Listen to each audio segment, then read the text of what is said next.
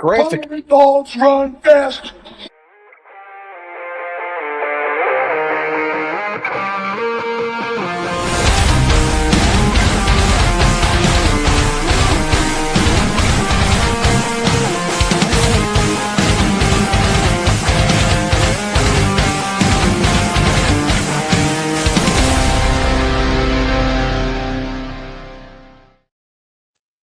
What is going on, everyone? Welcome into my dog's favorite podcast, the Dynasty Dogs, brought to you by the Fantasy Football Universe. I am your host for this evening, Michael Anthony. Alongside me, back in the doghouse, is my good friend, the man who I once picked up from a house party after a few cold adult beverages, told me that whistling will keep him from throwing up. And I will let you know it did not. Still does, baby. Richard Still McCarthy, does. how you doing tonight? What's going on, bud? That didn't work out for you. You threw out the window of my car at least 2 or 3 times that evening. But you thought you had a factoid in there, but it didn't work for you. No. That's hilarious. But you hear another voice in here, and it is a man I am very excited to announce that he is joining us for this episode. It is going to be Chev. You can follow him at Chev90. I am not going to give all the AKAs this man has. He has more than a professional wrestler. I will let him do that. Chev, how you doing tonight? Man, if I was any better, I'd be twins. You know, any day on this side of the dirt's a good one, brother. You know how I get down. So Sure.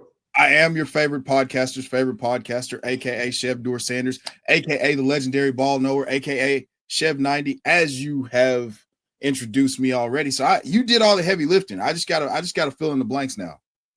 Well, listen, I expected some, I thought there was 2 or 3 more, and I was just going to let you go for a good 10, a.k.a. Kyle Williams at the 2-8 no matter what. I was just expecting a whole bunch. AKA I was at Bo Callahan's birthday party with Diddy. AKA my bad. My bad. It's been a day, boys. It's been a day. I'm here. I'm glad that we get to talk some ball. And I mean, no, I was not, just for those wondering, I was not at Bo Callahan's birthday party with Diddy. Yeah, we have to make sure to put that out there. It's already in the space, so you gotta retract it while you can. Real quick, let's go over we have a couple player profiles we're going to be going over tonight. But give us your background. What are you working on? Everything that you're doing right now. Shit, man. This is okay. So this is the part that takes a long time. So I started in the space a couple years ago with a buddy of mine, doing 2 guys, 1 pod. And then I ventured into, I met Biggs. He brought me on the Player Profiler News. And then that turned into me doing the Dynasty Pulse. And then, around January, February, maybe, I started with the FFD. Now I'm a co-host on the FF Dynasty. I also host a Sad Titans show. I actually need to record one of those. I'll probably do it Monday before the draft, but I record a Sad Titan show on Uncovered, and there's a couple other things in the works. Oh, I just started doing Trade Gods, which will be on Player Profiler, at Roto Underworld, whatever. So lots of stuff. I'm always busy. I'm always working. This takes you're a busy man. Yeah, this takes up a lot of time, but look, we get paid to talk about fake football, and it's tied to real football, and American tackle football makes my soul happy. So I'm always down to talk football. For sure. I have been a big fan of the FFD podcast for a little while, especially when they cracked the cold one open at the beginning of the episode. I always thought that was ahead of its time, so I like that a bit. But yeah, I'm really excited to have you on. You and I have done a show together, the Super Dynasty Bros podcast we did a few weeks ago, and that was probably one of the most fun episodes I've had. So I'm glad you were able to have time to jump on here with us as well. Bro, hell yeah. I'm glad to be here. Legitimately, I'm ready to get into it. I missed you last Friday. I had to go to a wedding. That was the biggest wedding party that I've ever been involved in my entire life. So I'm glad to be back home and not out in public anymore, so we can do this. I'm glad that you covered up the Brian Callahan thing with a wedding party. Now I'm glad that it's changed its tune a little bit just to keep yourself safe. I get it, man. There's a lot going on in the world right now. All right, so we will start with first, Tonight we are going to be going over. We're going to be ranking the 2023, the 2024, or 2024, 2025 QB draft classes. My years are way fucked up right now. And we're going to be ranking the quarterbacks as prospects. If you followed on Twitter for the past few weeks, it has been a very hot topic of discussion. And I thought it would be really fun to do this conversation and rank these players as prospects. No landing spot, no draft capital, no nothing.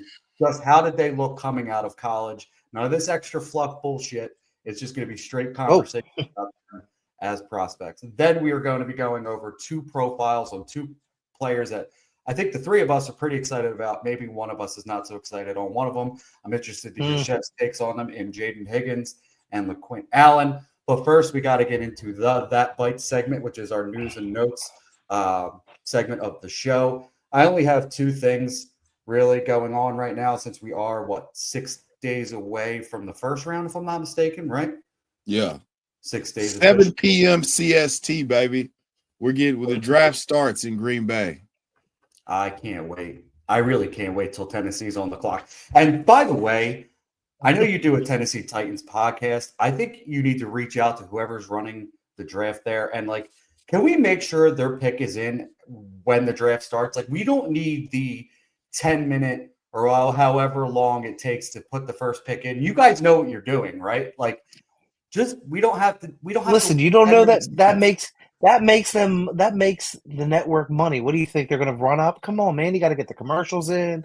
Come airtime. Come on, got to take the full 10 minutes. Fuck that! I need my needs met, and I need answers now. Whoa, yo, hi-yo. All right, so yeah, we're 5 minutes in. We've already. Well, I guess this is technically the first on-air No Diddy. The second. Oh yeah, the second because I was the first. I said I was at Bo Callahan's agent's birthday party. So, yeah, we're on to a good start. We got 2 every 7 minutes. We'll be all right. We'll make it through. First bit of news. I know this got really rich.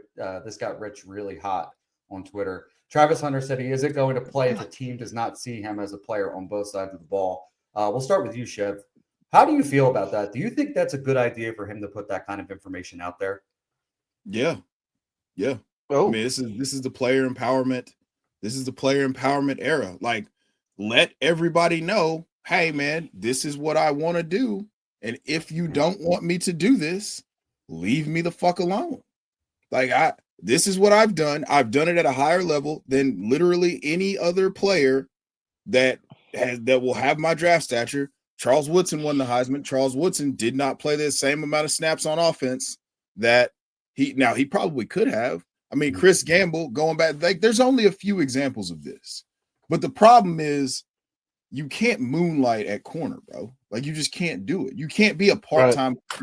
Imagine going out there with half the reps of a Darius Slay and expecting to lock up CeeDee Lamb. Oh, hell no. That ain't happening. Right. You ain't gonna, yeah. What is that? He relied a lot on his athleticism on corner. And I think, it's not going to be the same story in the NFL. Right. It can't be. So you've got to play. You have to have razor sharp, laser focus on what you're doing as a corner, or you're going to get fucking torched. That's the long and short of it, because there's a guy getting paid $30 million. Every single team has one of those guys, in your division. I mean, in Philly, you've got two. You've got Devonta Smith and AJ Brown, and then you go to Washington, you got Terry McLaurin and now Debo, and then you go to Dallas and you got CeeDee Lamb. Just imagine whoever drafts him, if he goes to the Giants and he's got to see all those guys week in and week out. And you play the Eagles. 2 times.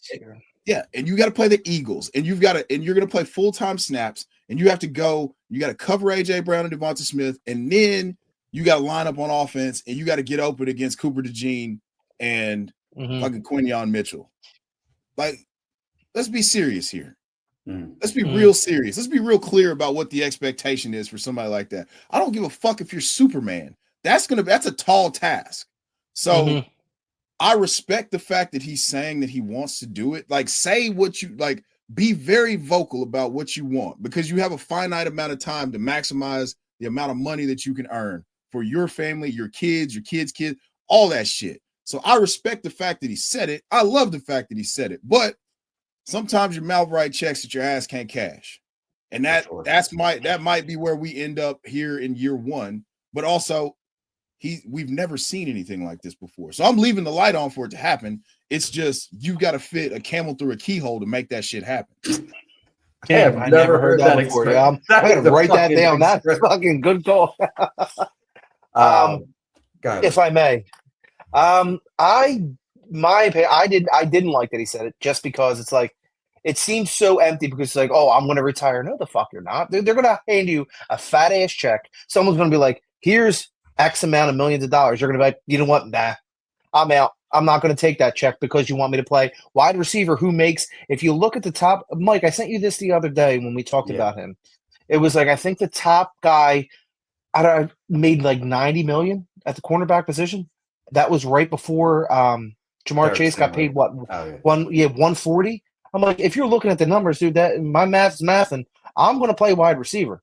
I'm not going to be out there. You know, he's got youth on his side now, playing cornerback, playing wide receiver, but you know, if you want to be smart about it, you want to put money into perspective, play on the offensive side of the ball and save your legs for that side of the ball. I do respect the freak athleticism. He's a better wide receiver, in my opinion, than he is a cornerback. I think he relies a lot on his athleticism to play cornerback. So when he gets to the wide receiver, where you got guys that you just mentioned, CeeDee Lamb, you know, Devontae, you got A.J. Brown, that athleticism is going to, you know, it's going to even out when you get guys of that magnitude. Yeah, for sure. And I also think to mention with his play at corner is the instinctual way he has those ball skills. How he's able to say, you know, I'm able to drop back in coverage 5 yards, and I know I'm able to jump that comeback route and still make the play. Like, that's still instinctual. So I think he's still very smart at the quarterback position. But also, like what you said, Chev, it's going to be really hard if he does go to a team like the Giants. You're going to have to line up against A.J. Brown X amount of times. That is a 220-pound plus man, right? There is no way you're going to be able to play press corner against him and then be taking shots from Sidney Brown across the middle of the field, right? That's going to catch up to you after a little bit of time. And this isn't, you know, I hate to say it, but this isn't the Pac-12, right? This is the NFL. This is where the big dogs play, right? Sure. It's going to be really tough for him. And it does seem like he's going to end up in Cleveland, where you're talking about AFC North type football, where it's going to be, you know, cold as shit, a lot of ground and pound, a lot of like, you better buckle your chin strap to come down there and make the tackle on a Derrick Henry, on well, Najee Harris is going, but on a DK Metcalf and George Pickens. You better strap up, because those are some strong dudes out there in the AFC North. Oh yeah, man. That's what I'm saying. It's like, if you go to the AFC North, man, you got to see Jamar Chase and T. Higgins. You got to see George Pickens and DK Metcalf, man. You know, you're. I mean, in Baltimore, you got to cover Zay, man. Don't forget Zay. Zay's one of the different type of challenge, because Zay can run by you, or you could end up one-on-one in the open field with Derrick Henry and praying for your life to end before he hits you. So, like, it can happen. It can happen. Again, we're talking about this because he is that special of a talent. It's just, it's hard for me to wrap my mind around somebody being capable of doing something like that. And, you know, but at least an extensive piece of a long period of time. Like I could see it year one, maybe, and like it happening, but after year one, I don't think it's going to be the same. It depends on how well it goes, right? Like, it depends on how well it goes. Like, when he was at Jackson State, he did it. He did a little bit, and then, you know, that year at Colorado, they kind of unleashed him, but then he got hurt in the Colorado State game. He still had 700 yards receiving, which is fine, but this year was the year that he kind of put it all together. And it's like, man, maybe that's what it's going to take, because of the fact that, you know, he had to develop into a grown man. Like, even if, you know, he had to adjust to the FBS level, and he did. He acquitted himself really well doing that. And then he had to adjust again to being the focal point on both sides of the ball. He was their best defender. He was their best receiver. There's no question about that. I do think he's a natural receiver. He has all of it. He has the suddenness, he has the acceleration, the deceleration. I mean, I think he's got like a 45-inch vertical. You've seen some of the that shit looks it looks like cartoon plays. It doesn't hangs look up real. There, man. Yeah. So the natural ability, I mean, Matt Harmon's reception perception, he comes away and he says, man, this is basically like Odell Beckham Jr. And when I thought about it, I said, but then you think about it, and it's the ball skills, the run after the catch ability. It's kind of hard. It's very difficult to say to disagree with something like that. So would I like to see him play full-time receiver? Yes. But also I think he's probably the most gifted DB since PS2 though. Yeah, for sure. From a ball skills standpoint, absolutely. Last question I have on this real quick. Actually, it's a two-part question. I think Rich and I have agreed, and I think you've said it as well, Chev. Is he the wide receiver one of this class if you played wide receiver? Okay, so yes. Would he be the 101 in this rookie draft if he was a full-time wide receiver over Genty? Yes. Okay. Yeah, because Rich and I said the same. So, okay. I think you would basically be splitting it 50-50. So that you're going to have some people that say Genty would be the 101 because he, there's an easier path. There's going to be an easier path to imagine him being a top 12 guy at his position than maybe Travis is because that position is so loaded for fantasy. But also Travis, if he played wide receiver full time, probably would have had 1,500 or 1,600 yards receiving. Like we're not, if you're leaving something in the tank for a guy with that type of athletic ability, I don't care what you say. If he's playing half the snaps, he's going to be double as fresh. I don't know. That's not science, but that's he's like Mark Henry. I get what you're saying though. He's like Mark Henry when he faked retired. He's like, I got a lot left in the tank. That's exactly what it is. Listen, to me, when you mentioned Odell, he's like a cross of like Malik Neighbors with the explosiveness, with the run after the catch ability, but then like a Devontae Smith with the ball skills, the ball in the air type skills. It's a scary feeling that could be coming to an NFL near us in about 6 days, and probably 6 days and 20 minutes. Yeah, it's coming. Like that's the thing. Is as sure as the sun shines, and that's what I loved about the Browns is them being like, hey, we see you as a wide receiver because they see, hey. Do we have anybody that can do it? Like Jerry Jeudy's nice. Like Jerry Jeudy's real nice. No. But if you compare the two, it's not even close. Travis is like that. Yeah. Kenny Pickett's about to throw for 1,000,000 yards. Right. Super Bowl Kenny Pickett, by the way. Yeah. Where do you see him going in Superflex drafts? Like the 1-7, 1-5, 1-7? That's the rub. Is so sometimes he's in the back end of that first round because if you're a contender, why not take a shot on why not spend the 109, 110, 111, like somewhere in there, assuming 12 teams, why would you not take a shot on that? Because if you do, that's a free space. That's essentially a free space, basically a portal to the front of the first round if he plays receiver and you've got the best receiver at the position. So a lot of times in the FFD mock drafts, we'll see him slide to like 1-9. I think in the one that we talked about earlier with Kyle Williams and all that, he went at the 1-9 or the 110, and that's insane value just because now it could blow up in your face, but you're a contender. So it's not going to hurt that team that much. You've already got pieces in place. If you're picking at the 110 more times than not, you're a loaded roster. You just need one or two things to shake your way. So that's a great pick. I mean, he pushes Caleb Johnson out of the first round essentially, which creates more value. But I think that if you're there in the back end, like 111, 112, why not take a home run swing? For sure. What's the likelihood that Colston Loveland or Jackson Dart is going to be able to do what Travis could do if we see the full potential being realized for that type of talent? So if it's between those three, you're going Travis Hunter, because I think I would too.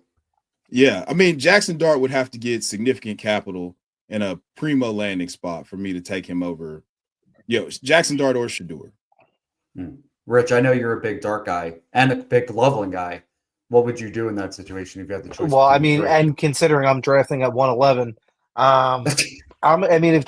if he lands at me at 111, I'm taking him. Well, the thing is, the league Maybe you're talking about. I don't want. IDP. I gotta throw you off. Maybe I won't take him, Mike. I don't know. No, I probably would take if he's there. I mean, there's no way he makes it that far in this league because it's IDP as well. So he's going to be. Yeah. In any format of IDP, he is the 101. Full stop. This is the first time that there's gonna be a definitive tier break in IDP where it's like, hey, here's Travis Hunter, who is gonna play offense. JJ Watt scored like 200 points in a 1-point tackle league for me that year that he caught 5 touchdowns and had 17 sacks. Travis Hunter's gonna blow that out of the water. For sure. From a fucking PPR standpoint, he's gonna do that. Exactly. If he gets one pass deflection and like 6 catches for 40 yards, you've got a top week. That's like 12 points right there. Yeah. I'll fucking take it. You see what I'm saying? Like if in IDP, if we're factoring that in, then yeah, he's probably going to be the 102 or the 101 probably. There's no way he's not the 101 in a rookie draft that involves IDP. I think I would take him there. Well, I mean, the 101 right now has Aaron Rodgers and Dak Prescott as their quarterback. So, yeah, that's going to be probably a Cam Ward pick. If I had to guess. Yeah, I mean, yeah. So do you no, I'm not gonna help your league mates out of their situation. Yeah, take Cam Ward 101. Erase all that value. Do that. Yeah. Oh no. Fuck the 102. That's Pat. That's our buddy Pat. We don't want him getting Travis Hunter either. So we spent a lot of time on Travis Hunter. I apologize, but he's a very exciting prospect. But today, agreed. I don't know if you guys saw, Sean Payton said their focus is going to be running back in the draft, and that quote, "We think there is going to be similar player at pick 10 that there will be at pick 20 in our grades." Rich, we'll start with you here. Who do you think they're going to be taking at pick 20? If Hampton's there, then they're thinking running back. Then yeah, I mean, I would. I mean, me and you are high on Hampton. I don't think there's much drop off from Genty to Hampton. So I mean, but again, this could be a smokescreen. I don't know. Yeah, it could be for sure. But probably, yeah. I'd probably go Hampton if he's there and they actually want to get a running back. Then yeah, because again, I don't think there's that much of a drop off. Chev, what do you think? I think I know what you're going to say, but go ahead. TreVeyon. I think I know. Yeah. Yeah. Are you? Is he your 2? Okay. Omarion's my 2, but I just thinking about Sean Payton and the just immaculate amounts of bullshit that he's able to spew around draft time to make people get real nervous and shit. Like that's what I'm saying. Like I don't know. I mean, so they pick what? They pick 20, right? Mm-hmm. And then Pitt picks 21, and then the Chargers pick 22. So we can say with a fair amount of certainty that the Chargers aren't going to go running back in round 1 anymore.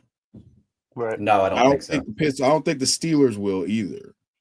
And then Tampa Bay picks it. Oh, yeah, Tampa Bay picks at 19. I think the Seahawks pick at 18.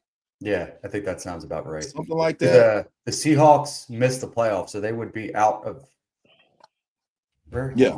So it's Bengals. I know the Bengals are 17. So I just did a mock draft. The Bengals are 17. The Bucks are 18. Or no, the Seahawks are 18. I think the Bucks are 19. So the Seahawks are 18. Tampa's 19. Denver's 20. Pittsburgh 21. Chargers 22. Yeah, that's what I just said. I was just reading it. I was reiterating. Oh, I was like, are you talking into a cave right now? What's the echo?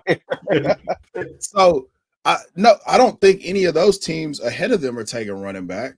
So maybe he's trying to get somebody in the behind them to move up to take somebody that they don't want.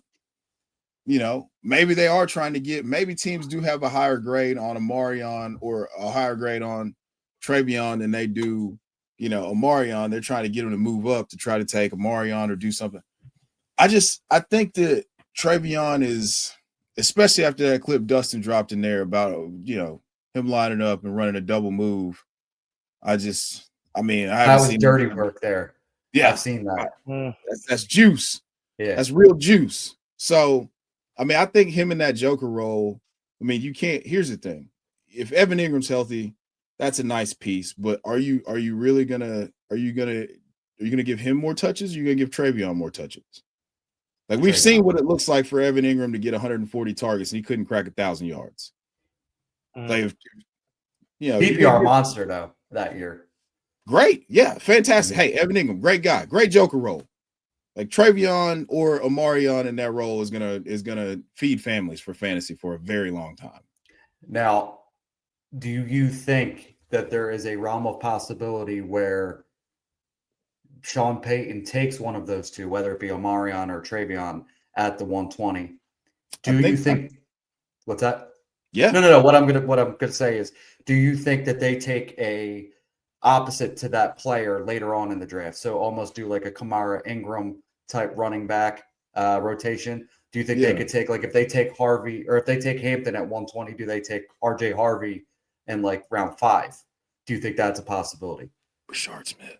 Or Brashard, listen, I'm all for that too. Either one, whatever one you want to talk about, that's fine. What I want. That's what I want. That's what I want. I want Brashard Smith on the Denver Broncos as bad as I want to breathe, bro.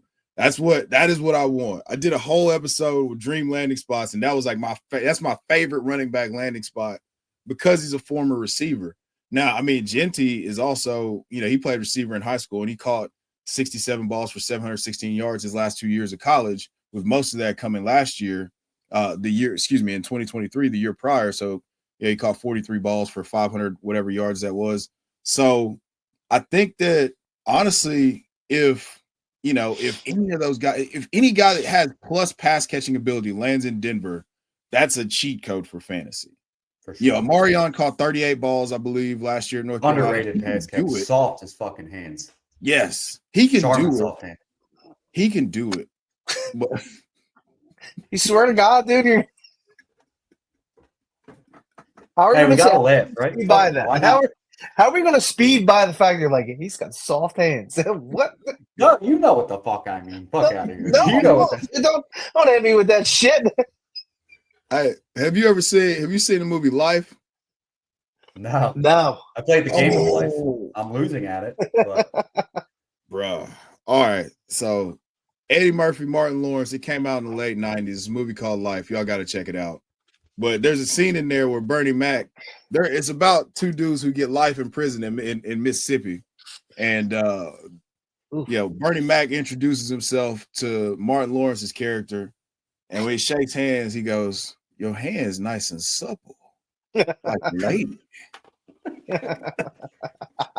That's my That come on now. That's not even remotely close to what the fuck I said. Fuck out of here. That ain't crazy. It's like, his hands are so soft.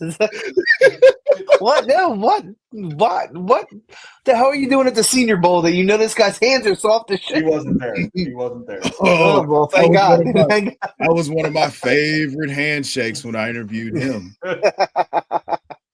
Haven't watched it since. I'm gonna just let you two talk the rest of it because apparently I can't say shit tonight. You say, man, you say suspicious ass shit, dude. That's all I'm saying.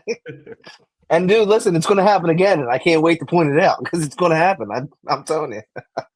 All right, let's get into ranking the quarterbacks here. I think that's a very important topic we are going to be going over here.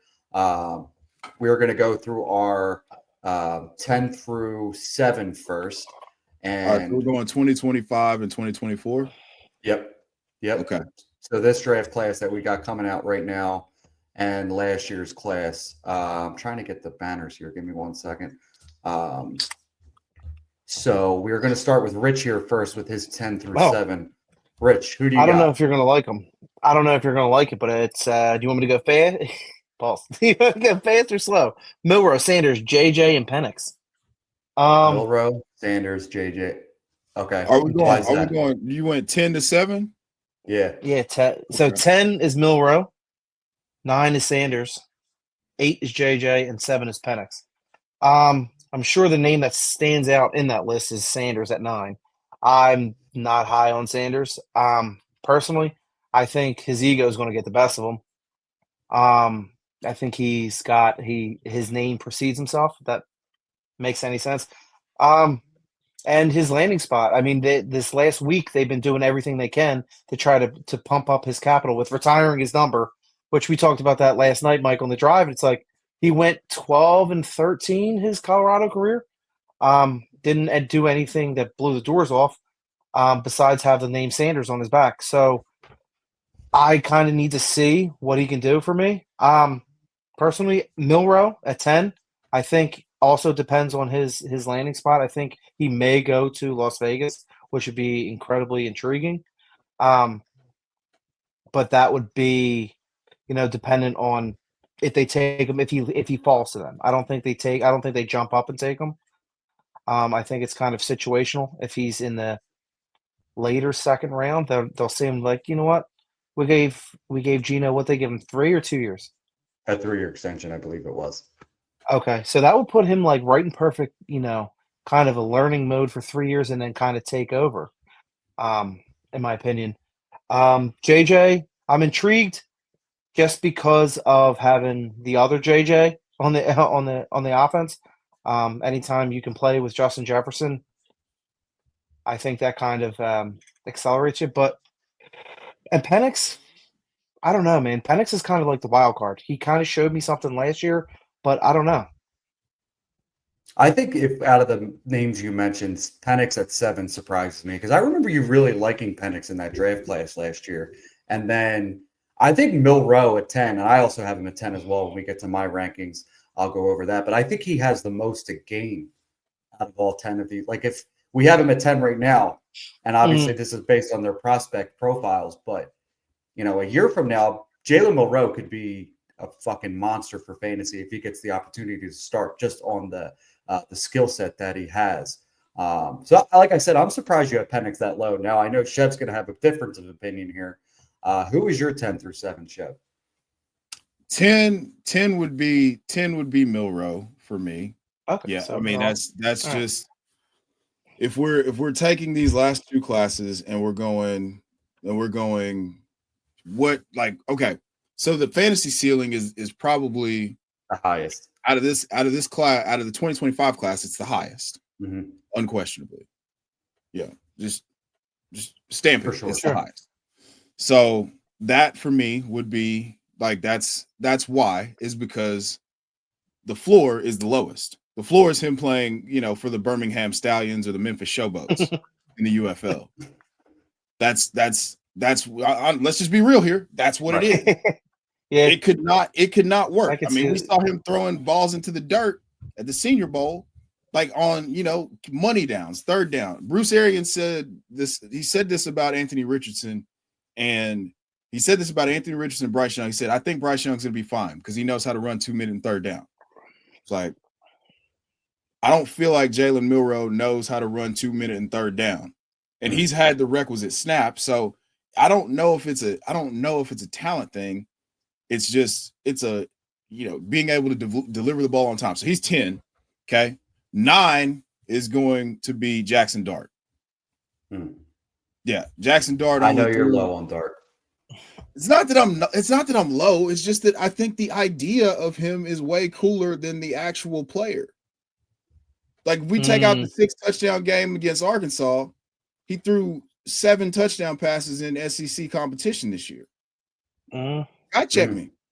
Yeah, no. To be honest with you, that game against, I know you're a Florida Gators fan. That game against Florida scared the unholy dog shit out of me when it comes to Jaxson Dart.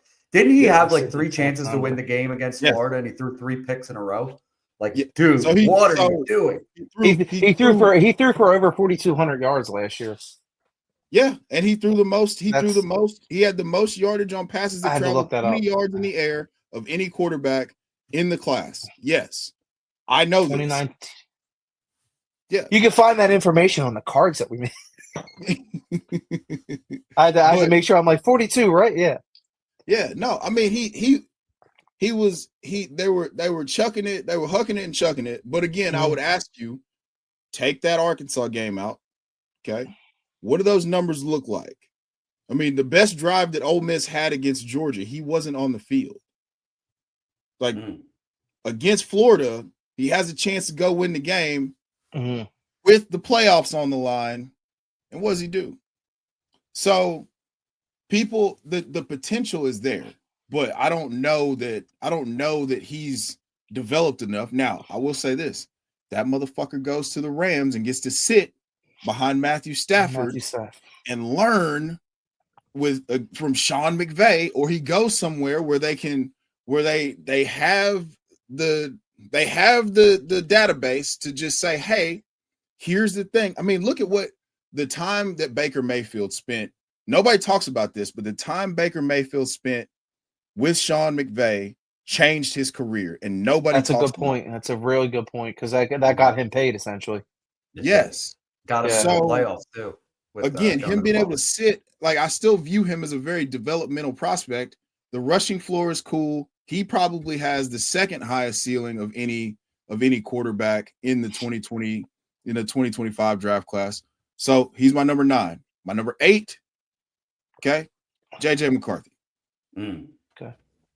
I have to. The reason that he would be number 8 for me is because I haven't seen enough. And I need to see what it looks like when it's not pretty.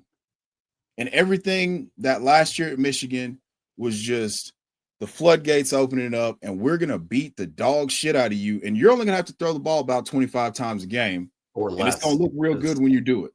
I mean, 700 career attempts across his college career doesn't sell me on the fact that you're all the way ready. Now, do I think you know how to lead men? Yes. Do I think you're in an advantageous situation? Yes, but we don't have to take any of that shit into account right now. I'm talking about you, the prospect. Like, what's on the cards? What have I seen on film definitively? And I just don't feel like I've seen enough yet. And then 7 would be Sheduer.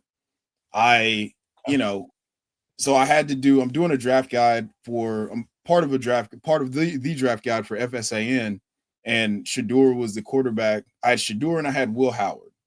And the good with Sheduer is you see why people had him in the conversation for being a top 3 pick, even in a watered down quarterback class. The bad, it's like, man, what are we doing here?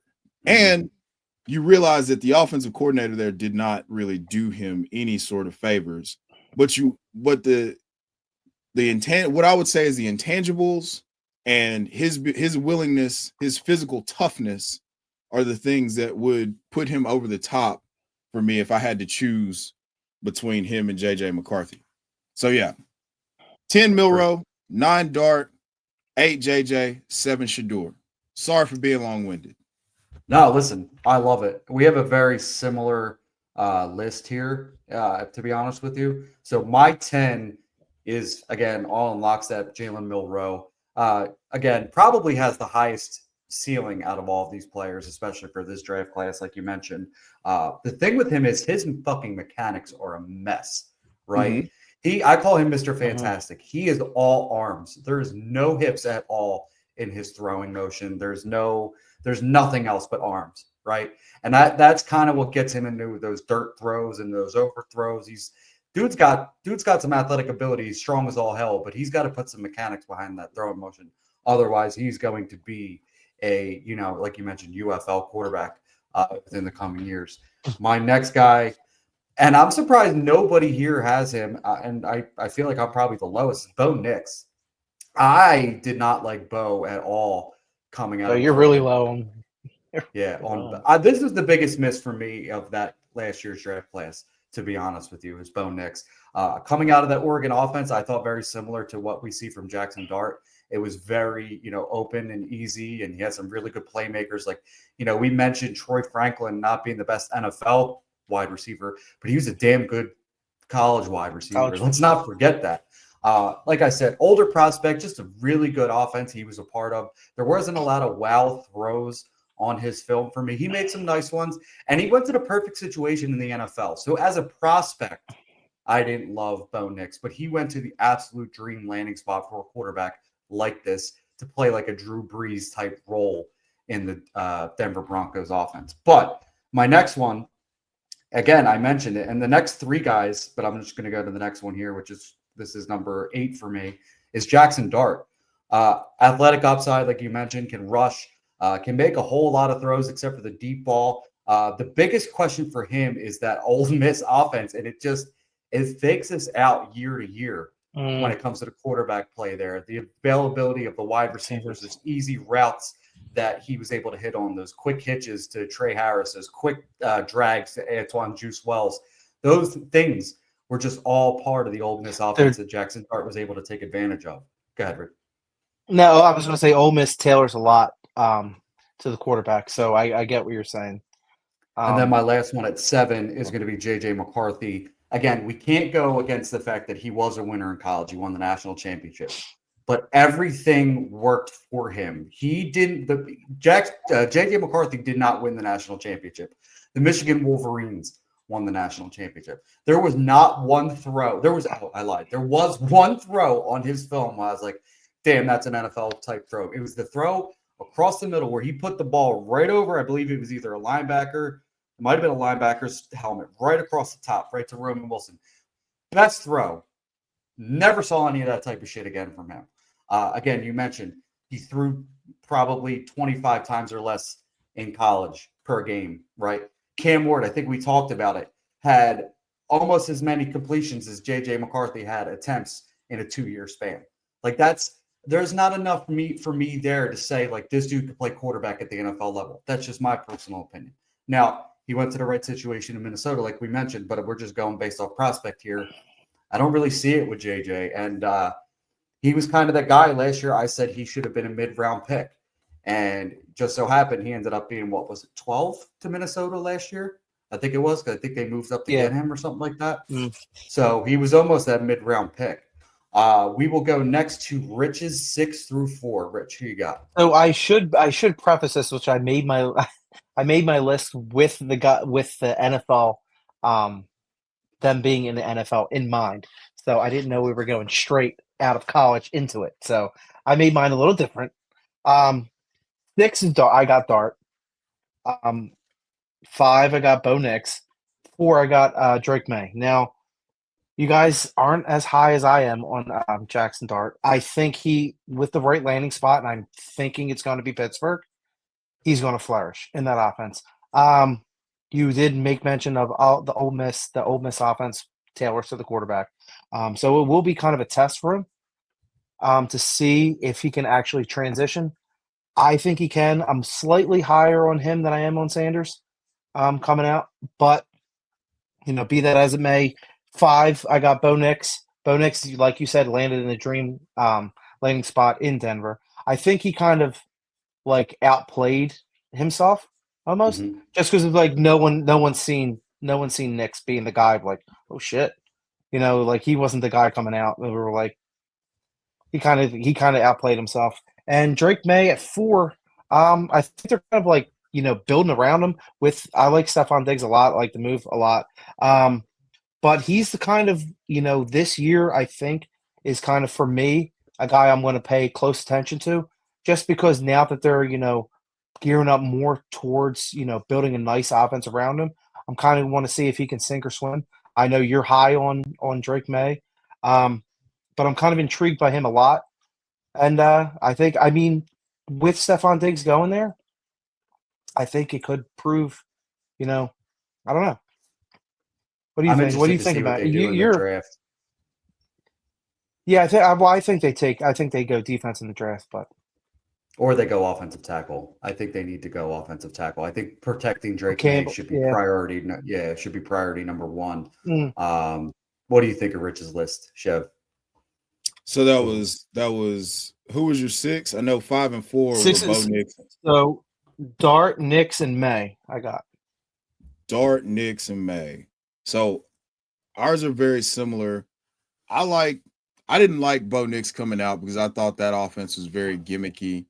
it just so happens that Sean Payton basically tailored that year one Broncos offense to be, the perfect combination of what he was doing at the end with Drew Brees when he couldn't throw the ball down the field anymore, and then letting Bo Nix grip it and rip it.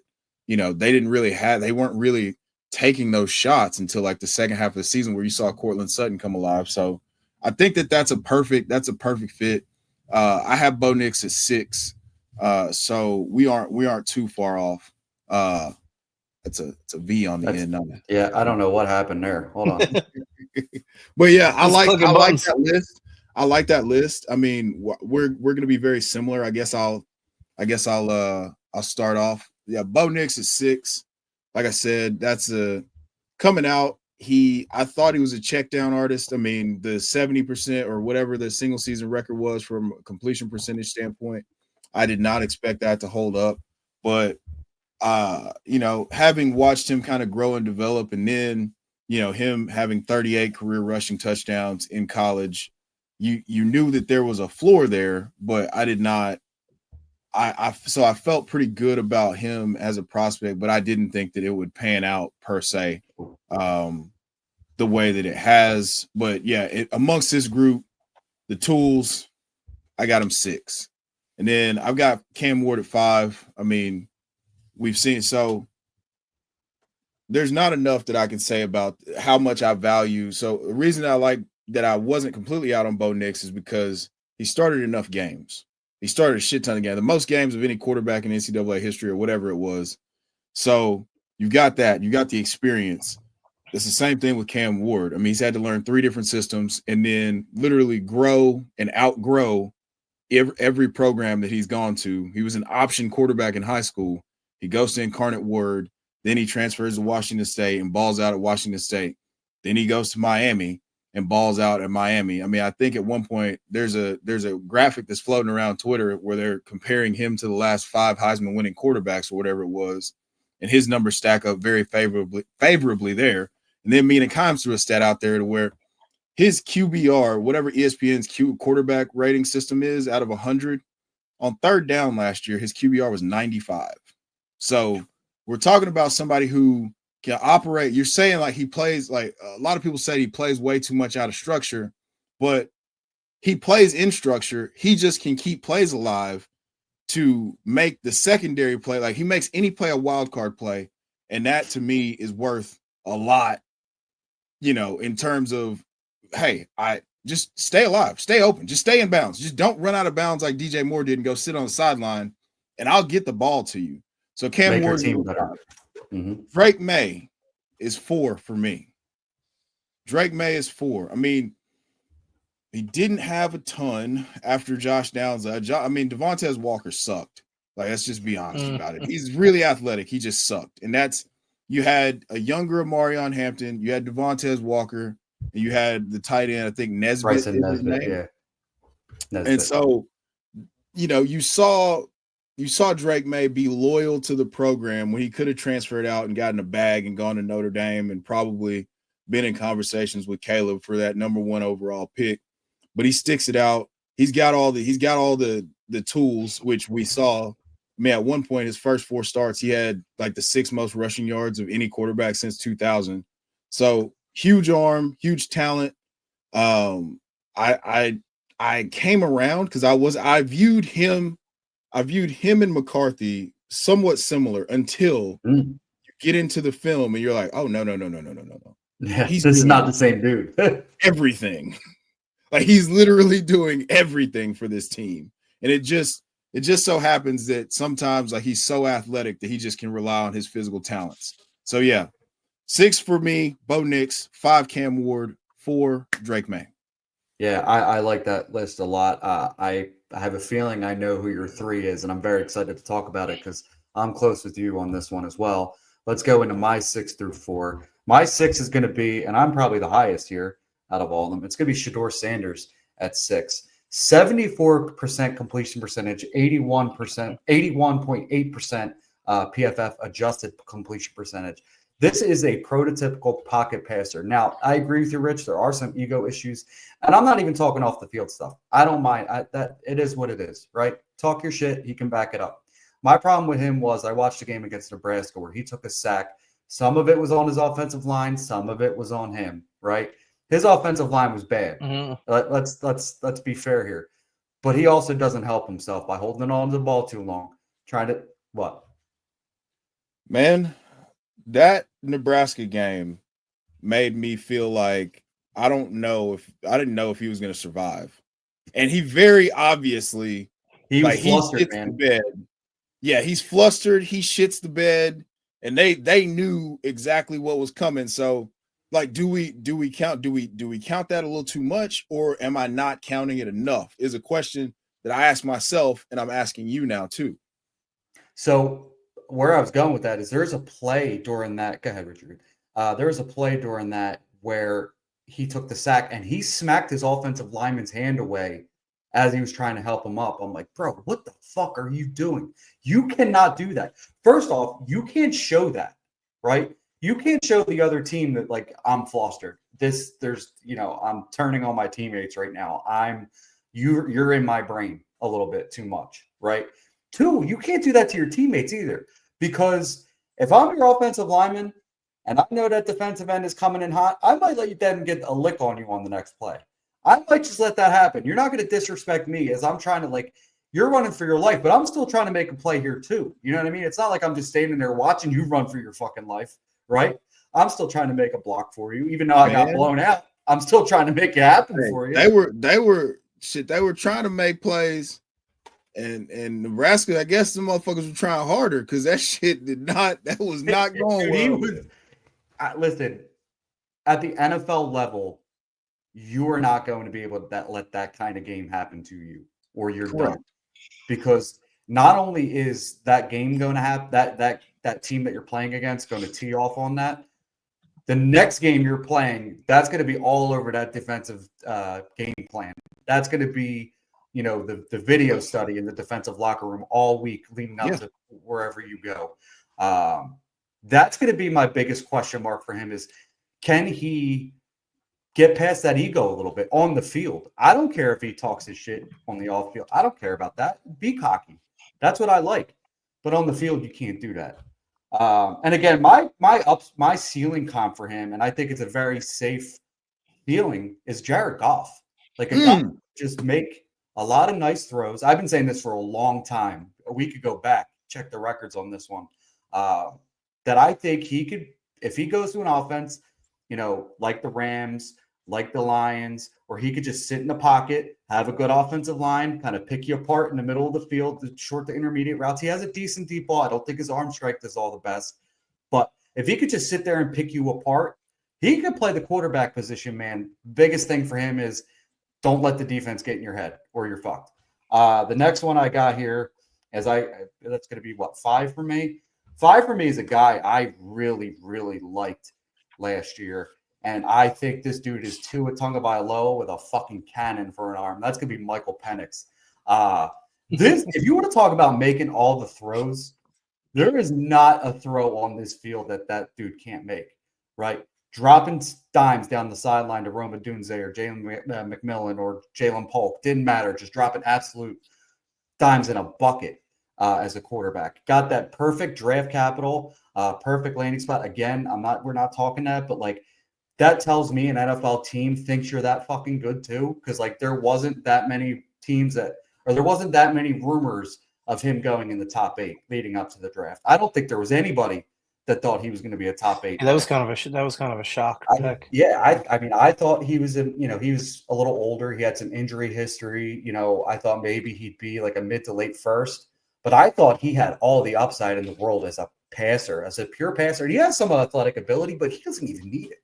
This is the kind of dude that, I just mentioned Tua. Tua was a QB1 by just fucking throwing it 4,000 times. I could see that same. Obviously he doesn't have a Tyreek Hill, but if he could just feed Drake London like he did at the end of the season last year, we could see that type of ceiling from a Michael Penix. Michael Penix is a bad motherfucker, man. That dude can make all the throws. I'm very excited for him. But the reason I have him at 5 and not 4 is because I'm going to go with the dude who's going to go number 1 in this draft class, Cam Ward, at number 4 for me. I've said this a million times. Bet against Cam Ward if you want to. It's not going to be me. This dude was a 0-star recruit coming out of college or coming out of high school. Went to Incarnate Ward. I keep saying that wrong. Transfers to Washington State, goes up in program, throws for over 3,000 yards. I believe he hit 4,000 yards his second year. Transfers to Miami, slight upgrade in talent competition. Brings the U back into relevance, right? Just with the on-field play, the swagger. Miami U's back, and you could thank Cam Ward for that, in my opinion, right? There is nobody in this draft class at the quarterback position that gives me confidence he could be a QB1 for a football team that like Cam Ward. This dude, it's almost freaky. I have never watched a film where I thought like there's pressure like bearing down on you and you're just standing there like, fuck it, I'm just going to pick you apart anyway. Like, I've never seen anybody like that. It's almost cartoony and almost like diabolical mentality by him. It's like, all right, just let them come. I'm going to rip it. And I cannot. That's not even, how's that pause? I'm just going to, all right. Okay, now dude, right. let him come and I'm going to rip it, dude. All right, you got me. No. All right. So, damn it. Cam Ward, my number 4. Yeah, whatever you say, dog. The number 1 overall pick in the NFL draft. Yeah, I screwed up on that one. Bro, you were cooking too. I know. He never lets me cook. He just always. It was no. I mean, you were cooking. You had to. Hey, we had to. Hey, pause. We had to put that pause in there now.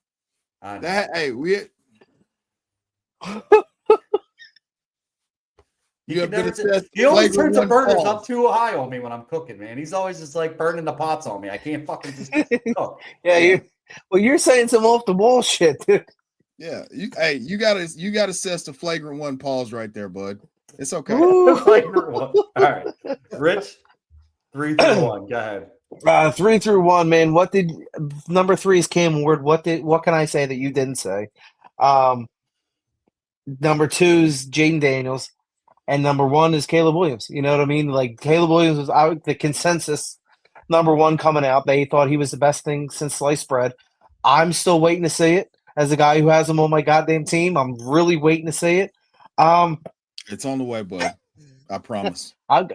Dude, they signed like 4 offensive linemen. So it's like, Ben Johnson this year he's going to cook. I think he is going to take off like a goddamn rocket. But as far as coming out of college, I mean, he was the consensus number 1. He was the guy that, everyone was like enamored with. So I'm sorry, Mike. I'm still laughing, man. I'm still no, but I think I'm just that, and I'm also that enamored with Cam Ward. And lucky for you living in Tennessee, you're going to be able to see him. Because I mean, unless something crazy happens, he's a Titan. Rich is a big Miami University fan. No, I'm not. I'm a big University of Miami fan, not Miami University. Say no, Ohio. Like the Red Hawks? Oh, fuck. Yeah. No. Now I'm all flustered now, too. Listen. Yeah. All about the U, baby. Yeah. Yeah, baby. No, so I'm a huge Florida fan, so I'm not a huge Miami fan. I respect the swag. I mean, it's really fun. It's just really cool. Like, I grew up, so I was too young for that first wave of Miami, but that 2000 to 2004, I guess, Miami I was all over that. Clinton Portis, Jeremy Shockey, Willis McGahee, Ken Dorsey. Yeah, Ken Dorsey. On the front end, you had Andre Johnson. On the back end, you had Kellen Winslow and all those guys. Greg Olson, Shockey, like that whole that team was ridiculous. So respect. Y'all beat the shit out of us. Well, in fairness, a lot of times during that period of time, we don't have good college football. You got Temple. 1 year with Temple with Matt Rule, and we've never seen relevance again, nor will we ever. I went to one Temple game my whole life, and it was against Pitt, and Larry Fitzgerald beat the shit out of Temple. Oh my God, it was a game. It was a game to watch. Larry Fitzgerald was just it was insane. Man, just imagine like all week you're just in Econ 101, and then you get out of class, you got to go watch film of this fucking alien with ball skills from another planet, just doing all the most ridiculous things. Have y'all ever seen that clip of Larry's like his practice footage at Pitt? Oh yeah, I've seen that one time, but I can't remember. I've seen it one time. Bro, it's just scary. him. It's like him just boxing out a dude, and then he just kind of slows down, and then the ball just falls between his shoulder, like just like this. Or, you know, the DB's like in front of him, it looks like the ball's gonna be way out, and he just and plucks it over his head. It's the most ridiculous, it's the most Larry Fitzgerald shit that you could ever imagine. It's just it's him being Larry Fitzgerald, but at like 19, 20 years old. Right. So it's incredible. But yeah, sorry to go off on that tangent there. But my number 3 quarterback in this whole deal is Michael Penix, Captain Durag. Now, I was really high, and I was one of the only people saying, like, Michael Penix is going to be a first-round pick. This is, to me, the arm strength, the mobility. Like, you can see he's moving around, but he doesn't care about moving around. He ran a 4.5 at his pro day. Mm-hmm. And he was at Indiana, he was moving around and doing all the stuff, and then he got hurt, and he developed as a pocket passer. And the thing that's always stuck in my mind is him freestyling on the sideline before they beat Oregon. He goes to Roma Dunze. It was like, hey man, I'm about to throw the ball. You're gonna win the game. That's just what it is. Like that's what I'm gonna do. And like then he goes and throws a back shoulder fade to Rome, and they win the game. And then I just like I see a whole lot of this is obviously I'm a little bit older, but I see a lot of the Warren Moon type quick release, like with that crazy velocity. There's some throws that you saw him making those 3 starts last year that it's like, man, what the fuck just happened? And you see it at Washington too, but it feels maybe I'm conflating a little bit of what I saw in the NFL with what he did at Washington, because he did exactly at Washington what he's doing in the NFL now. Like, so in my brain, it's hard to separate the two. So Penix is at 3, and that's just where he's going to be for me. Unfortunately, there's a guy who's fucking Konami code ahead of him in Jayden Daniels. So Jayden Daniels put 600 yards on University of Florida, like 350 passing, 200 something rushing. It's, you know, I considered briefly putting him over Caleb, but I thought that was too clickbaity, hot takey, whatever. I mean, this would have been looking good right now. I mean, yeah. It was hindsight. Yeah, definitely. You know, but the only reason I didn't is because he's a couple years older than Caleb. And then we talked about it on the other podcast where that dude got all in his feels about it's like Looney Tune hits. He doesn't even get hit that hard. It's like, man, are you fucking serious right now? They were shitting on me. I'm like, what? Are we not watching like, the same thing? Are we talking about the same guy? Yeah. Like, yeah. He's getting propellered. How many times have you seen a grown man get propellered that isn't in an F5 by Brock Lesnar? How does that happen? Right. So, you know, I had concerns about the injuries. I had concerns that he might not mesh well with Cliff Kingsbury. So I had him at 2. Caleb, I mean, coming out, I thought that it feels weird to compare anybody to Mahomes. So I said that I think that he's the young Aaron Rodgers type of talent, and he has that arm talent, like to where the ball just kind of shoots out of his hand and goes to wherever it's going. Or if it's a deep ball, it just magically gets placed in the receiver's hands, like perfect placement to catch and run.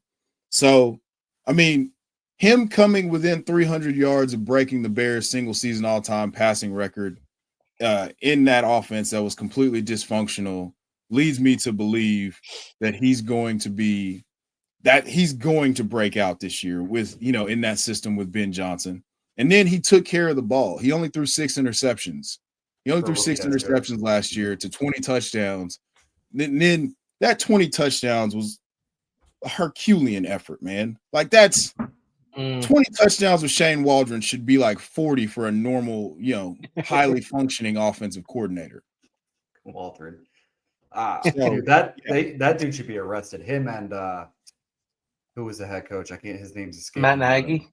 Yeah, Matt Nagy. Or no, it wasn't Nagy. No, it's not Nagy. Nagy's now ruining the Chiefs. Eberflus. Yeah, Eberflus. Like, yeah. I remember. I could never get that dude's name right. Yeah, Matt Eberflus. Oh my god. Both those dudes should be brought up on war crimes. Sucks. He sucks. What do you get? What Caleb got sacked? What, like 64 times? 68 times. 68 times. Jesus. The record is 76. God. Do you know who? By David God Carr. damn. Oh, yeah. I mean, that's year one of the Houston Texans starting out as an organization. That is crazy work that Jesus you got that Christ. close. Yeah. That is crazy work that you So got that close. within 8 sacks of tying a record that stood for almost 25 years. God. To a team that literally just started their organization that week, which is fucking crazy. Yeah. I am super excited for Caleb this year. So let's get to my 3 through 1. My 3 is going to be Jayden Daniels, the ultimate playmaker. He had the highest upside out of that class, closest probably to Caleb, just because of the rushing ability, the Lamar Jackson type. But he was a better passer than Lamar coming out of college, in my opinion. Absolutely. Those throws down, he was a good intermediate passer, but he was an excellent deep ball down the sideline passer. That's why I was so excited for Terry McLaurin last year, because I knew that those two were just going to feed off each other. And I think I heard a lot of people saying they didn't, value his passing. And I was like, no, this dude can spin it. This dude can get it down the sideline as like an NFL caliber quarterback. And now we're seeing the roots of that in the NFL. I am very excited for what he can do going forward. My next one, my number 2, Drake Maye.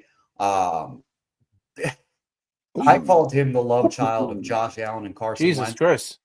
If that dude could take the Carson Wentz aspect out of that, or let me rephrase that. Anything after 2018 Carson Wentz, if he could take that part out of it, the dude could be special. There were some throws where it's like, Drake, what the fuck are you doing? Like, why are you throwing this ball? Why are you throwing it 30 yards the opposite end of the field? Like, why are you doing that? But it's completed. And I'm like, bro, what? Like, that's the Carson Wentz type shit that you shouldn't be doing that in 2017 worked out brilliantly. And they're just the escapability in the pocket, just like the untapped potential for him is insane if he can hit his ceiling. My number 1, we all had him at number 1, Caleb Williams, probably up there as a prospect with like the Trevor Lawrences. Would you put him in the same conversation as Andrew Luck? Probably close. I wouldn't put anybody in the same conversation. It's close, but I don't. I mean, like maybe Burrow. But Burrow only did it for 1 year. I know, but it was you very clearly saw it. Yeah. It was. So nobody's in that conversation with Andrew Luck though. Would you put him in Trevor Lawrence's era or Trevor Lawrence's bracket? He's way better than Trevor Lawrence was. I think so too. But he's probably in that same tier, I would say, as a college quarterback. Yeah, as he did it with less. I would do it a little bit different. Like Trevor Lawrence would be way down there. It would be like, it would be probably like Deshaun and Baker Mayfield. Like those types of guys, the guys that were actually really, really good in college. I just never thought very much of Trevor Lawrence. So, Caleb to me was kind of, I viewed him as a generational prospect. I think we all did. Yeah, it hasn't hit just yet because he just went through the absolute work. I mean, Peyton Manning didn't hit right away. That dude threw like what 20. He led the league in interceptions. Yeah, 27. It's the rookie record. I don't think that'll ever be broken. Yeah. I don't think anyway. Well, although the league is passing more, so it's very possible. But if Caleb learns how to play within structure better, he's going to be scary because the things that dude does off structure is Mahomes-esque, right? But Mahomes knows how to just win in the pocket all day long too. Like he doesn't have to do the Mahomes stuff all the time. I think Caleb trusts himself too much in the pocket. If he just plays within himself in the pocket, I think he could be a very, very good quarterback. And I think with Ben Johnson coming from that Jared Goff type tree could probably get that out of him to just be a pure pocket passer as well as a guy who can play that YOLO ball type stuff.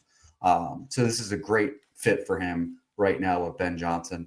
I think we all – go ahead. I think he would. I don't think Shane Waldron gave him the answers to do that. I think he would if he could. Like you saw it a little bit with Thomas Brown, and then they made Thomas Brown the head coach to where you kind of stripped him away, like that interpersonal relationship of coach, play caller, like the quarterback, play caller, mind meld or whatever. You know, you strip that away from him because I think he was developing that with Thomas Brown. But I think in Ben Johnson's offense, he'll have the answers, the easy buttons. You know, that's what you have to do for a young quarterback. That's what Sean Payton did for Bo Nix. Now imagine if Caleb Williams got to play with Bo Nix. I mean, Caleb Williams got to play with Sean Payton. Sean Payton. You know what I'm saying? Like how much different does that look? You know? Imagine if he had Ben Johnson year one, for Christ's sake. Like if it fails here, I'll have to go back and really do some soul searching on how I evaluate the quarterback position moving forward. If this fails, I'm gonna have to question everything. Mm-hmm. The fact that he wasn't fired, Eberflus, after that Thanksgiving game right away when he forgot to call timeout in the last few seconds of the game, like the Bears need to get this right now, or they're fucked for a long time. Yeah. But yeah, I think we all had a really great list here. Obviously, we all had some difference of, not difference of opinion, but difference of ranking. We weren't far off by a few. No, we weren't. Weren't. But it also seems like we were a lot higher on last year's class to this year's class. And that makes sense because that's the way it's looking for sure. But I do think we're going to have a quarterback or two that could, get into that ilk of where Drake Maye, and I don't know if any of them have the Jayden Daniels upside or the Caleb Williams upside, but, top 10 to 8 quarterback one finish for them could definitely be in the cards, especially Cam Ward, especially Milroe if he gets to the right situation. Well, so I think the thing with last year's class versus this class is the fact that you had 2 Heisman winners, right? You had a guy in Bo Nix who started as a true freshman and then ended up playing the most games in the history of the NCAA. You had Drake Maye, who started as an 18-year-old true freshman and just grew and balled out. And there's just not that in this class. There's nobody that excites you in that manner to where you evaluated them as an 18-year-old and then you got to see the peak. Like none of them reached that peak. Cam Ward was the closest, but none of them reached that peak. Yeah. He just didn't have that's part of it too. He didn't just have the juice coming out of high school though, like the Drake Mays did and the 5-star aspect of it. But he is going to be, if drafted by Tennessee, which it seems like it's going to happen, will be the first player in NFL history to go from 0-star recruit to the first overall pick in the draft, which that says a lot, in my opinion. Y'all's boy LaShawn McCoy hates it. Why is that? LaShawn McCoy is the biggest hater of anything. Yeah, I'm not high on LaShawn McCoy. Okay. All right. I just had to I know the Eagles colors are here, but nah, he just talks a lot of shit all the time. Okay. All right. What did he say? I didn't see that. Oh, yeah. So he said that I've never seen he said the exact same thing you said, but he framed it in such a negative manner. It's like, yeah, 0-star recruit. That just shows me that you're not, there's no talent there. It's like, I think it would be a terrible idea to take him as the number 1 overall pick because he's never, a 0-star recruit's never been able to, be the number 1 overall pick. It's like, they got stars in high school for a reason. It's like, yeah. That was like 4 years ago, my guy. Yeah. Please click on my video. Please click on my video. That's what that is. Please. Yes. Please. That's what he's become, and that's what we kind of hate about. Yeah, that kind of sucks. Yeah. It really it's terrible. But yeah, I had to bring that up because you brought up the point about him being a 0-star recruit, and we had talked about that before, and I was like, damn, that's so cool. Like that just makes me like Cam Ward even more because you're talking about a literal guy who went and got it out of the mud. Like, oh, you don't think I'm very good? Oh, you think that I'm just an option quarterback? Because they ran like his offense ran the wing T. So you had to go somewhere and prove that you could actually play quarterback without the actual game experience. And he's done that time and time again. So yeah, I love that. With multiple different systems too. Like you said, the wing T to Washington State. I think they had 2 different coaches at Washington State in his tenure, if I'm not mistaken, or at least play callers, and then Miami. Listen, again, bet against them if you want to. But let's get us into our player profile section here. Let me just let's just set up the graphics for this because this is going to be new for me as we're doing it as a 3-person team here. All right, here we go. Let's start with Rich's guy here. Iowa State wide receiver, Jayden Higgins, 6'4", 214 pounds. This is a guy I think both of you, I haven't really talked about it too much. Both of you are extremely high on him. This is a card created by Rich. You can see here on your screen.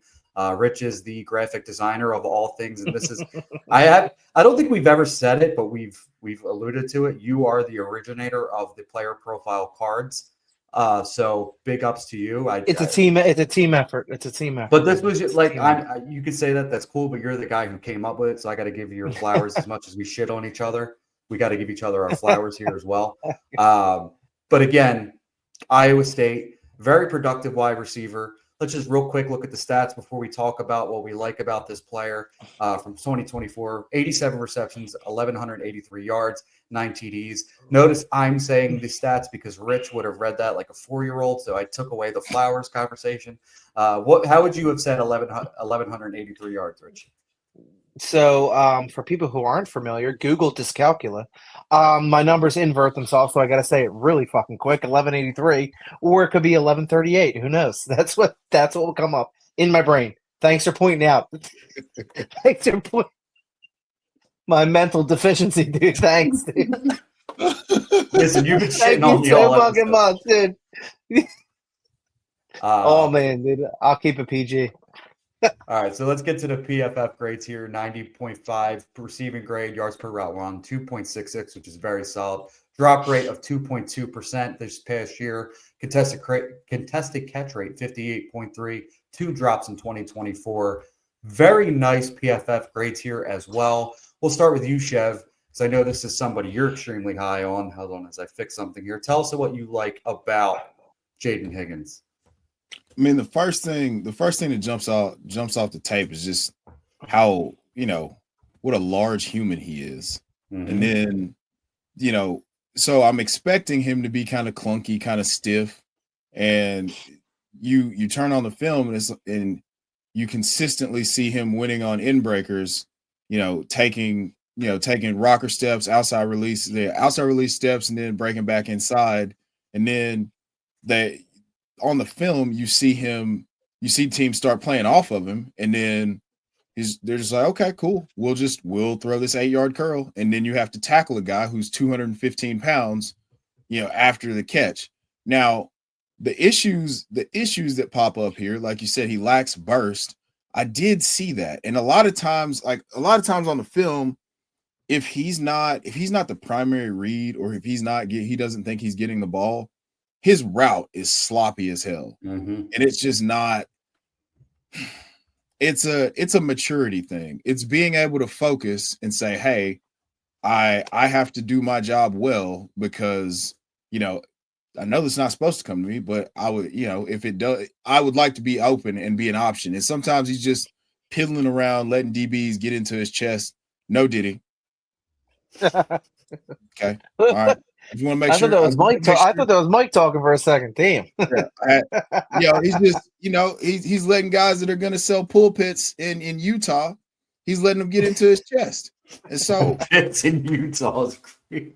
I'm really high on Jayden Higgins. You know this. I've said this several times, but we have to we have to give a little bit of truth in between all of the singing of platitudes. So those are those are some of the things that they aren't major issues, because I do think he's going to come in somewhere and operate as the wide receiver 2. He's capable of doing that from day one. I think that he'll get that type of capital to where it's not expected for him to be, day one, number one alpha, and then just, be out there just on crash out missions like Marvin Harrison Jr. was. But I think he's going to get a favorable landing spot, and then this is going to be wheels up for me. But those are just some of the things that I saw. Rich? No, I mean, to piggyback off that, I agree. I think it kind of depends on where he does land. He could be wide receiver 2, eventually moving into wide receiver 1 role, just with the size at 6'4", 214 pounds, something like that. Yep. He lines up all over the field. 2 drops in 2024 really sticks out to me. Dropped the ball twice. Like that's pretty incredible to me. I think when all the dust settles with the big guys like Tet, you're going to find value in Higgins where he lands. So back end 1 for me, maybe top 10. What do you think? Let's go. I mean, are you like, you're talking what rookie pick? In rookie draft? Yeah. In rookie pick. So right now, I mean, I feel like it's complete bullshit, but he's been in the back end of the second quite a bit. And if that to me, that's like the one thing that I clocked, and I'm like, there's no way. There's no fucking way right that's gonna stick. So I'm prepared to go back in 1. I don't want to. I want to pretend like this is gonna continue to be this way, but I'm prepared to do it if need be, because I'm really high on Jayden Higgins. I'm like high as a kite. Yeah, I'm like right there with you on him. So I do like Jayden Higgins. I think his route running and movement skills are closer to Tet McMillan's than people want to admit at this point. I do think Tet is a bit of a more fluid mover than Higgins is. There was one route I was just watching some more before I got on here. I believe it was against Texas A&M, if I'm not mistaken. He was facing off coverage, and he tried to pull a double move on a DB, and the DB didn't bite on it, and it kind of looked really slow and sloppy. And I'm like, but then he did a comeback route. It was a comeback route, and the ball was underthrown, and he came back and fought through contested catch type play. And I'm like, okay, there it is. There's something. You know what I mean? Like, the route was bad, but you came back, you bailed out your quarterback, you want to kind of a 50-50 ball type play. Like, that's exactly what I want from you, right? I do see the movement skills. I think there's more left on the plate from a route running aspect. I think if he could there's ways you could get quicker, right? There's footwork drills, there's speed drills. There's definitely things that could help him, because I think his footwork as a route runner is a little sloppy. It's a little slow to develop, in my opinion. Well, he's huge. Yeah. Oh, listen, I get that's it. That's the thing that we have to take into account, is like, this is big man moving. You know, it's not going to look the same as a Malik Neighbors, but I do agree that there's some refinement that needs to take place. 100%. Another thing, he drew like 8 pass interference penalties in like the 5 games that I watched. So yeah, the Baylor game, I have that in my notes. It was pretty fucking evident that they were just grabbing on for dear life. I do, by the way, in contested catch situations, I don't know if you guys will agree with this.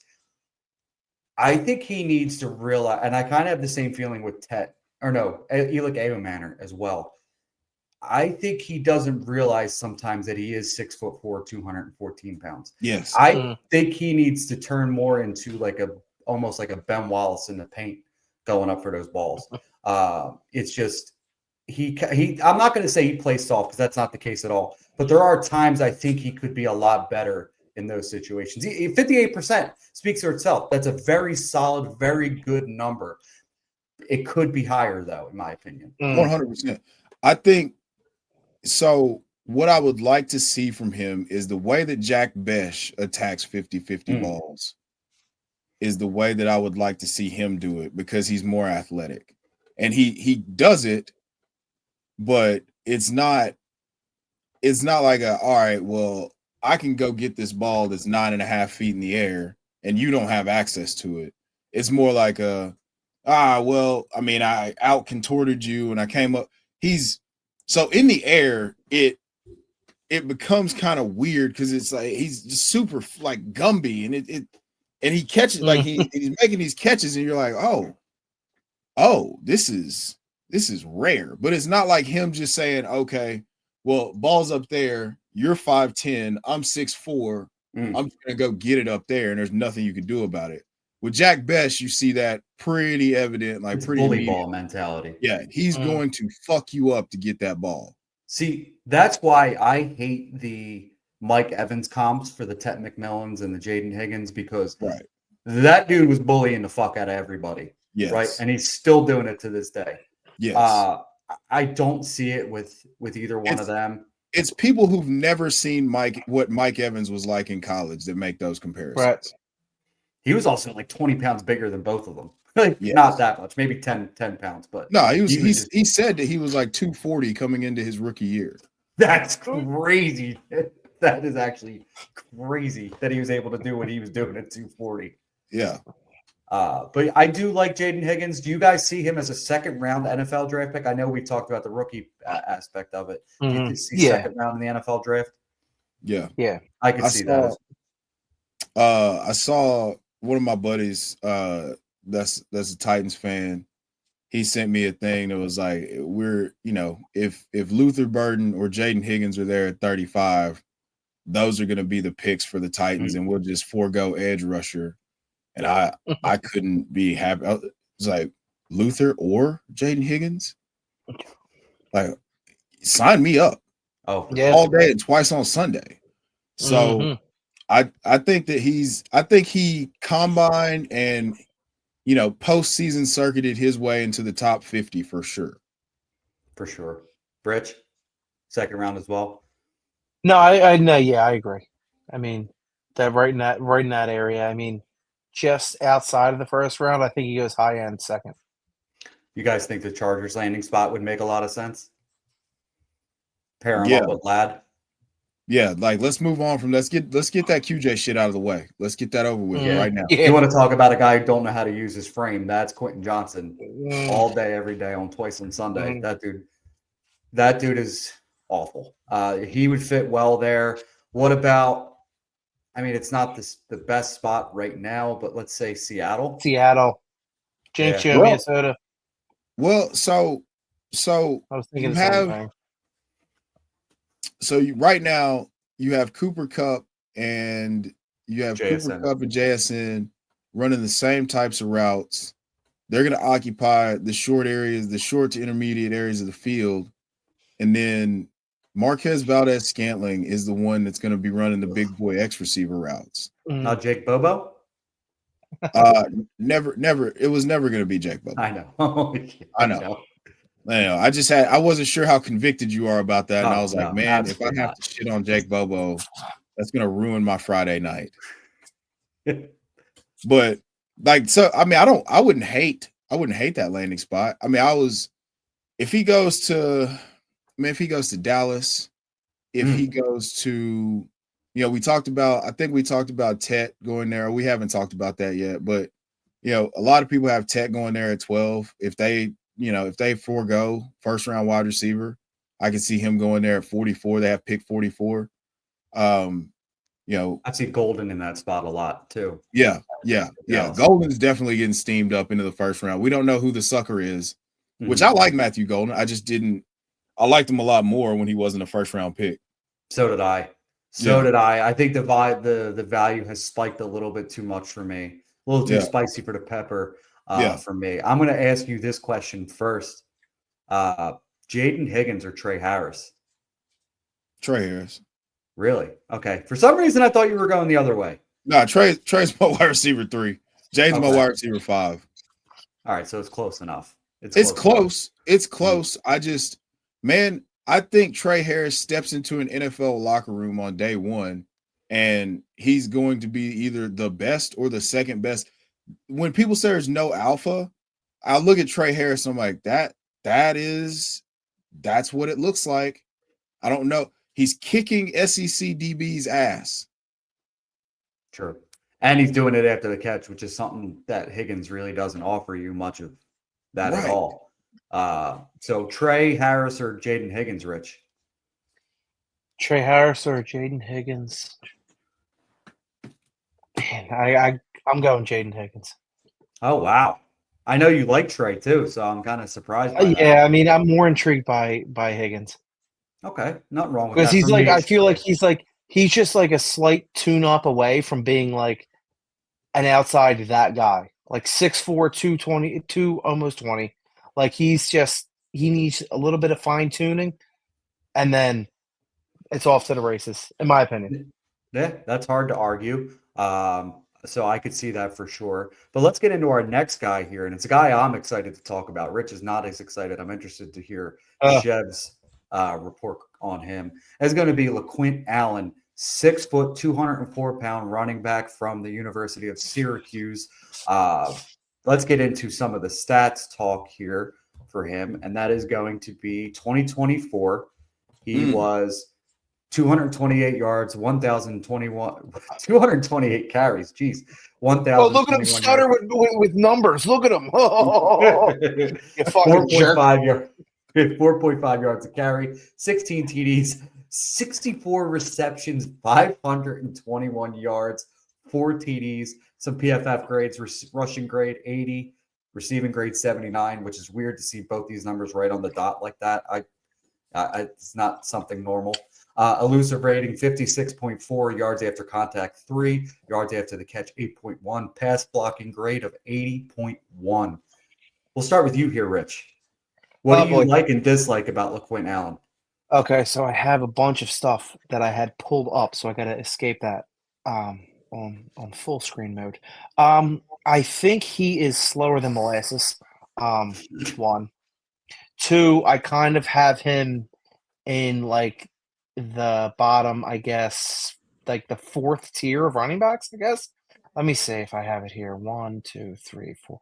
Yeah, like he's like kind of a 4th round pick, 5th round pick, maybe. He's a guy that gets kind of caught from behind a lot. Pause. When he's running, dude, he's not a quick running back. He's not quick. Guys catch up to him. He's not my favorite of the, I guess, lower tiers, I guess. If you look at in terms of like a RJ Harvey, like you'd have guys that are like lower on the list, obviously, as the top guys go. He wasn't one of my favorite watches. I know you're high on him, but for me, I kind of feel opposite. He just seems like a guy who you're going to draft in the 4th or 5th round, and then a guy who's not going to be on the team come even opening day. Wow. I honestly, or a practice squad guy, in my opinion. Okay. Before I go on my soapbox, Chev, what do you think of LeQuint Allen?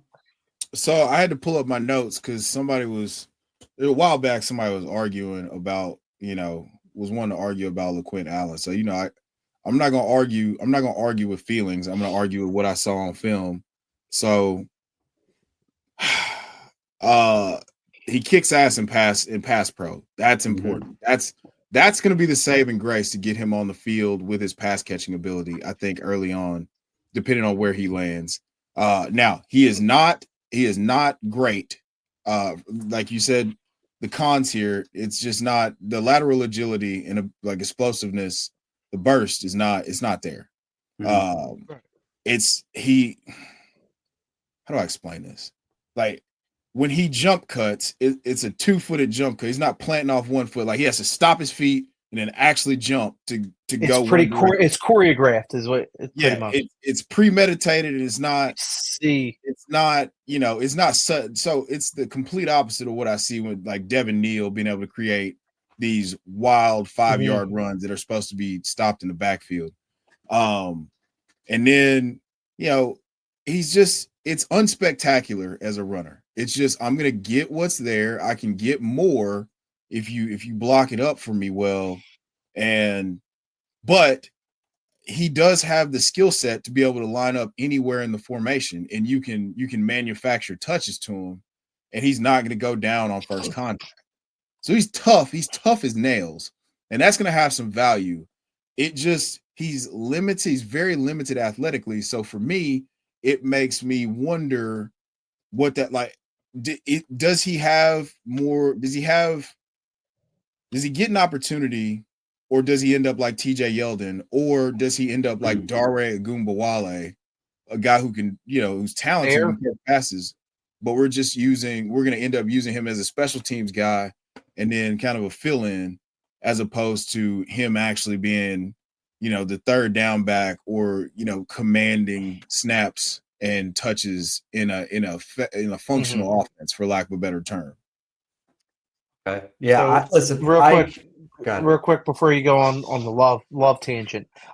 So the thing that stuck out to me with what you just said is his best attribute is that he's a running back that's able to catch. So it's like he's not even like his running ability; it's his catching ability. Oh no, so that just says something right there. And when you stack the box, he's shit. Like he gets shut down when you stack the box. So I disagree with that actually. So let me get into what I like about LeQuint Allen. And when you say I'm high on him, I'm not talking like he's not a top 10 guy for me. He's going to be like 12 through 15. I'm going to redo my rankings before the NFL draft. But this is a guy I'm going to be taking some flyers on the back end of drafts. This is a guy, maybe he goes undrafted in your rookie drafts just because, someone's going to take, I don't think that's going to be the case, but it could happen. I've seen drafts in my home leagues where Puka Nacua didn't get drafted. So yeah. So it happens. Crazy shit like that happens. But what I like about him, pass catching, obviously 64 receptions, 38 receptions the year before. He is a prominent pass catcher. The pass blocking, like Chev mentioned, is going to keep him on the field on third downs along with that pass catching upside. What I really like about him, and it kind of contradicts the 3 yards after contact. I actually think he's a decent yards after contact type of runner. Now, when I say, is he going to bowl somebody over and run for another 20 yards? No, that's not his game. What I'm saying is, if it's a 2-yard run, he's going to get 5 because guess what? He's falling forward. And that's something an NFL team is going to love because those 2-yard runs that turned into 5 made, 2nd and 5 more manageable than 2nd and 8, right? 3rd and 2 is going to be more manageable than 3rd and 6, right? And I think this is a guy who could be a rotational piece for a running back room who, I mentioned all the pass catching and pass blocking stuff come in on third down and maybe end up sneaking in a 2-down role on an NFL team, right? Well, if he goes to the Cowboys with Javonte Williams, I think that's a perfect spot for him because Javonte can just pound the rock, could also catch the ball, could pass block pretty well. But I think LeQuint would be good there. I would also like to see him in Minnesota with Aaron Jones kind of almost play the less elusive version of Aaron Jones, right? I think LeQuint Allen is kind of slept on. Again, I see the elusiveness issues, the speed issues. This is not a guy that's going to make you miss in the open field. This is not a guy that's going to beat you to the outside. This is being slow as a running back is not. It's not a good. It's not but good. You love Cam Scatterbo, and that's the same fucking thing with him. The dude's got juice, but he looks like the Tin Man out there when he makes his cuts. Look his numbers up, dog. Come on, look his numbers up. Listen, look his numbers up. I really like. There's a reason why Scatterbo's at like 7 and this dude's at like 14. I get it, but again, we're talking about the elusive ratings and stuff like that. Again, Scatterbo is going to have a higher rating, but if you actually turn on the film, the dude cannot move worth the shit. Let's be honest. There's a reason the dude had an injury for the 40-yard dash, right? There's a reason why he wasn't doing all that stuff because he's going to have Xavier Restrepo type numbers running that 40. But anyway, that's what I'm saying about Cam Scatterbo. You don't got to sell him to me, man. You got to sell him to me.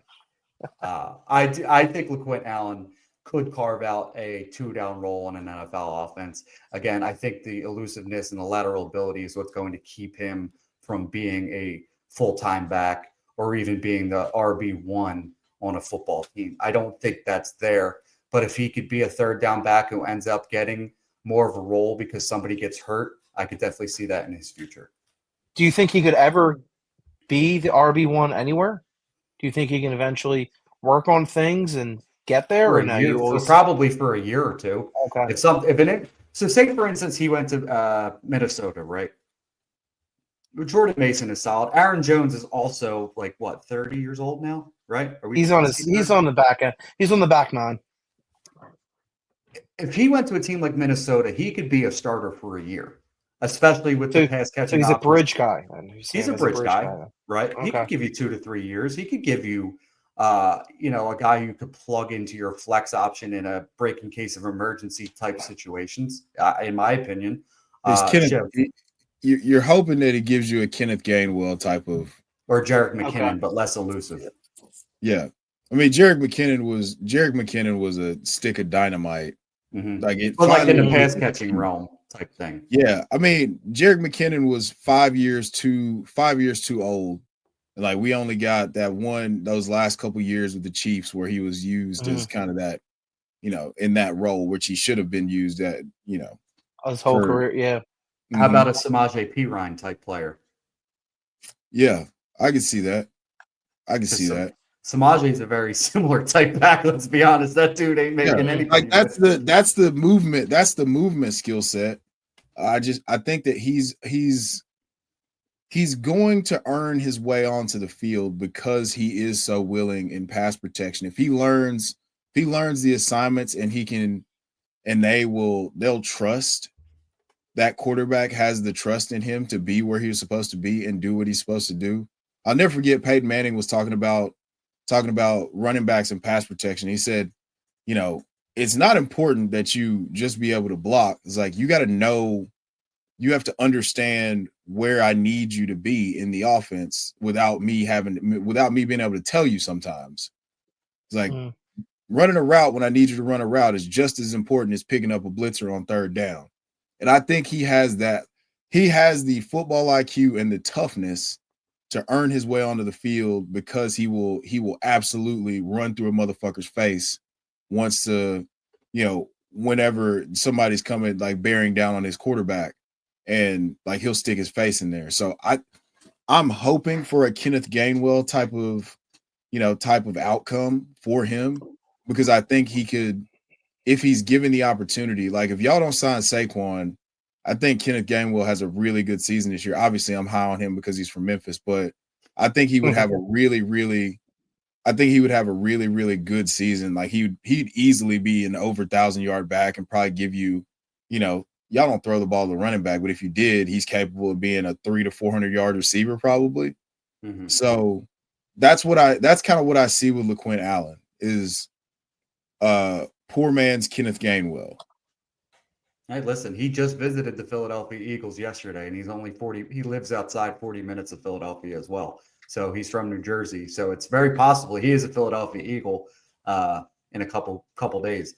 Well, actually, now that you mentioned the Peyton Manning thing real quick, it made me think of the mic'd up. I don't know if you heard it, where he's running for his life. He's like, fucking block, Donald. And he's talking to Donald Brown? He's screaming at fucking block, Donald. Just running. All right. Well, that will do it for our player profile on LeQuint Allen, and we will close out this podcast. Chev, plug what you got coming up and what you're working on, and where can we find you?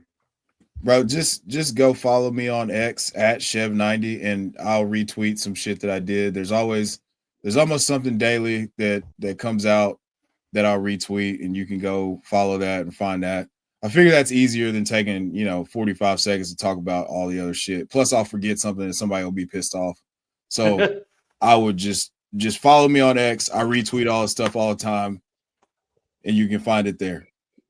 Awesome, man. Well, we really appreciate you having you on and all your insight. It was a great episode. We hope we could do it again soon. And that will, yes, and I can't wait. Don't forget, we are going to be having a live episode for the NFL draft. Next week will be our live for the first round. We have tons of guests coming on. Very excited for that. So be sure to check that out. I'll plug the Discord on the bottom of this description of the YouTube and the audio versions of this show. This will be out Saturday. You guys have a great night. Peace.